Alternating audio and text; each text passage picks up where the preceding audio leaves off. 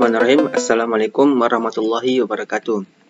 Pertama-tama, marilah kita panjatkan puji syukur kepada Allah Subhanahu wa taala, di mana Allah Subhanahu wa taala telah memberikan kita nikmat, baik itu nikmat iman, kesehatan dan kesempatan, sehingga saya berada di depan layar laptop ini guna untuk mempresentasikan hasil tugas kelompok kami. Dan tak lupa pula, marilah kita kirimkan salawat serta salam kepada baginda Nabiullah Muhammad SAW, Nabi yang telah membawa kita dari alam kegelapan menuju alam terang benderang seperti saat ini. Sebelum saya masuk ke slide-nya, alangkah baiknya saya memperkenalkan terlebih dahulu. Perkenalkan, nama saya Muhammad Asar Radiansyah, jurusan Teknik Informatika, Fakultas Sains dan Teknologi, Universitas Islam Negeri Al-Udian Makassar. Kali ini saya ingin mempresentasikan hasil kinerja kelompok kami yang berjudul Klasifikasi Minat Pembeli pada Pembelian Online menggunakan algoritma Random Forest, di mana kelompok kami beranggotakan 3 orang. Yang pertama itu saya sendiri, Muhammad Asar Radiansyah, yang kedua Zahra Aulia, yang ketiga Muhammad Faras Fawas. Latar belakang, di mana pada era perkembangan teknologi yang sangat pesat ini, online shop semakin berkembang melalui internet seperti website, media sosial, bahkan smartphone semakin marak digunakan oleh masyarakat. Dengan menggunakan smartphone, semakin mudah masyarakat untuk mengakses internet untuk melakukan transaksi jual beli online, di mana Random Forest merupakan salah satu metode yang digunakan untuk mengklasifikasi dengan membangun banyak pohon klasifikasi. Random Forest meningkatkan akurasi karena adanya pemilihan secara acak dalam membangkitkan simpul anak untuk setiap node dan diakumulasikan hasil klasifikasi dari setiap pohon, kemudian dipilih klasifikasi yang paling banyak muncul.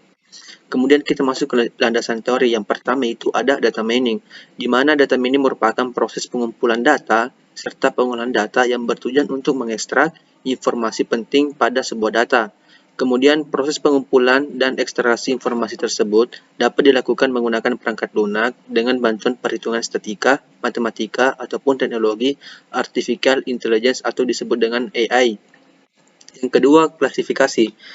Klasifikasi adalah pengelompokan suatu dengan proses membedakan dan mendistribusikan jenis hal ke dalam kelompok yang berbeda. Dalam prosesnya, klasifikasi dapat dilakukan dengan banyak cara, baik secara manual ataupun dengan teknologi. Klasifikasi yang digunakan secara manual adalah klasifikasi yang digunakan oleh manusia tanpa adanya bantuan dari algoritma kecerdasan buatan.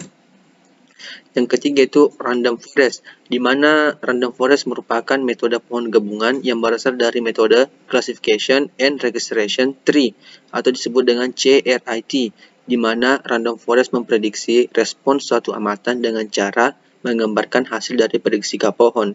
Yang kedua itu hasil prediksi Random Forest akan dipilih berdasarkan source terbanyak, yaitu kategori atau kelas yang paling sering muncul sebagai hasil prediksi dari pohon klasifikasi.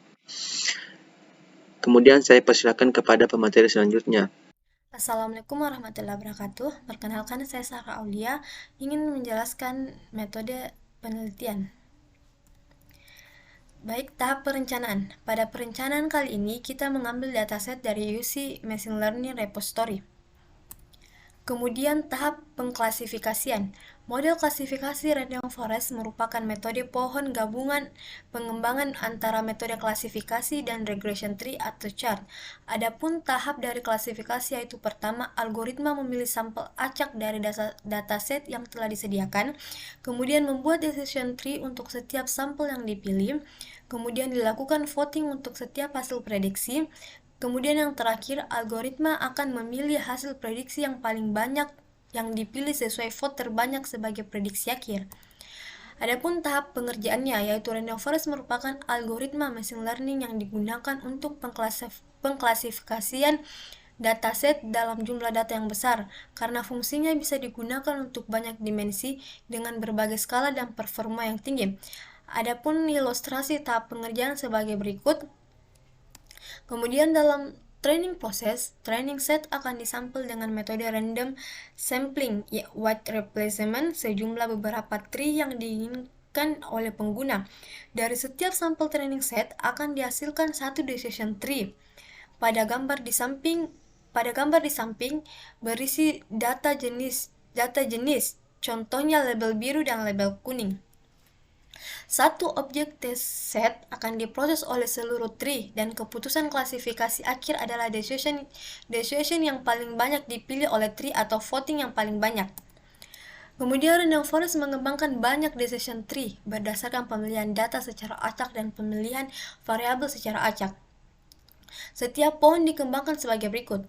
Jika jumlah kasus dalam training adalah n, sampel n kasus secara acak tapi dengan pengembalian dari data asli, maka sampel ini akan menjadi training set untuk membentuk pohon.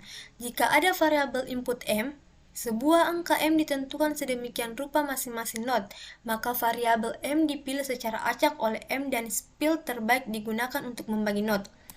Mungkin itu saja yang bisa saya jelaskan pada metode penelitian kali ini. Saya persilakan kepada pemateri selanjutnya. Terima kasih. Perkenalkan, nama saya Muhammad Faras Fawas. Saya akan menjelaskan hasil penelitian yang telah saya lakukan. Adapun tools yang saya pakai adalah WK. WK adalah sebuah perangkat lunak yang menerapkan berbagai algoritma untuk melakukan data mining. Adapun hasil yang telah saya lakukan setelah pre-processing berupa remove duplicate, saya melakukan klasifikasi dengan algoritma random forest dengan cross validation 10. Adapun dengan cross validation 10, saya mendapatkan persentase 90.1188%. Lalu setelah itu, saya melakukan dengan cross validation 20, saya mendapatkan hasil persentase 90,1598%. Setelah itu, saya melakukan cross validation 30 dan mendapatkan persentase 90,127%. Adapun setelah itu, saya menghilangkan atribut weekend.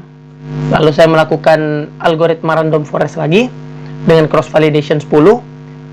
Saya mendapatkan persentase 90,086%. Lalu setelah itu saya melakukan dengan cross validation 20. Saya mendapatkan persentase 90,0615%. Setelah itu saya melakukannya lagi dengan cross validation 30 dan saya mendapatkan hasil 89,9549%. Jadi hasil dari penelitian yang saya buat, kalau pembeli online itu cenderung lebih banyak membeli ketika pada saat weekend. Seperti itu. Mungkin itu saja dari saya. Lebih dan kurangnya mohon dimaafkan. Wabillahi taufiq wal hidayah. Wassalamualaikum warahmatullahi wabarakatuh.